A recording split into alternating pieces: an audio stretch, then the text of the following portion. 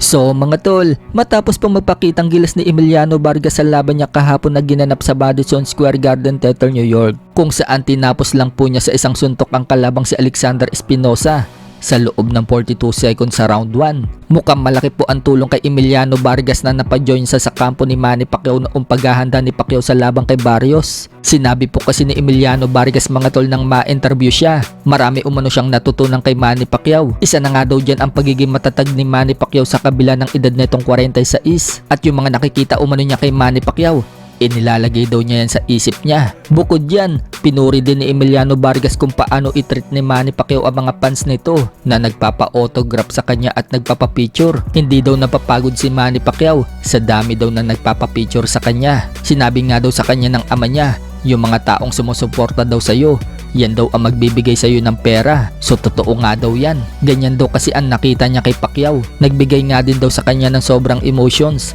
nang makasama niya si Manny Pacquiao sa takbuhan. Kapag tumatakbo daw kasi si Manny Pacquiao, lahat daw tumatakbo. Kapag huminto naman daw si Pacquiao, lahat daw humihinto. Ibang klase, legend daw talaga si Pacquiao. At gusto din daw niya na maging great siya, katulad ni Pacquiao at ng kanyang ama na si Fernando Vargas. Sa kabilang banda naman mga tol, kung sinabi po ni Timothy Bradley noong mga nakaraan na pinahihinto niya na si Manny Pacquiao sa boxing dahil matanda na ito at concern sa health ni Manny Pacquiao dahil sa paglaban nito sa batang kampiyon na si Barrios. Pero nang ma-interview po si Bradley tungkol kay Gervonta Tank Davis, nabanggit ni Bradley mga tol na tatalunin daw ni Manny Pacquiao itong si Tank Davis. Sa tingin daw kasi niya mga tol, tapos na daw ang karera nitong si Tank Davis.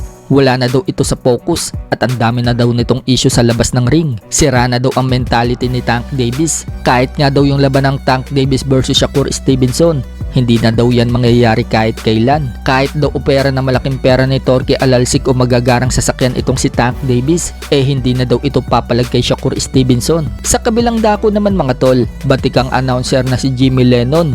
Katulad ng iba, naniniwala rin siya na panalo si Manny Pacquiao kay Barrios. Sinabi po ni Lennon mga tol nang ma-interview siya ng Fight Hub, nagulat daw siya sa ipinakitang performance ni Manny Pacquiao sa edad ng 46 at 4 na taong na layoff sa boxing. Nagpakita pa daw ito ng magandang laban sa batang kampiyon. Nagulat din daw siya na matanggap niya ang resulta ng scorecard na majority draw. Sa tingin daw kasi niya, panalo daw si Manny Pacquiao at sapat na umano ang nagawa ni Manny Pacquiao para siya ang tanghalin bilang bagong WBC Welterweight World Champion. Habang ina-announce daw niya ang resulta, maging ang mga tao sa stadium hindi rin daw nagustuhan ng resulta ng laban. I was surprised when I received the scorecards. I really thought, he did enough to win that fight. Yes. But I had to announce a draw, and no one likes a draw. But I think he was the winner in the end because he looked so good. Pagdating naman umano sa usaping rematch ni Mayweather at Manny Pacquiao, duda daw si Jimmy Lennon kay Mayweather. Baka hindi daw ito pumalag kay Pacquiao. Sa tingin niya, marami pa naman umanong fighters na pwedeng itapat kay Pacquiao.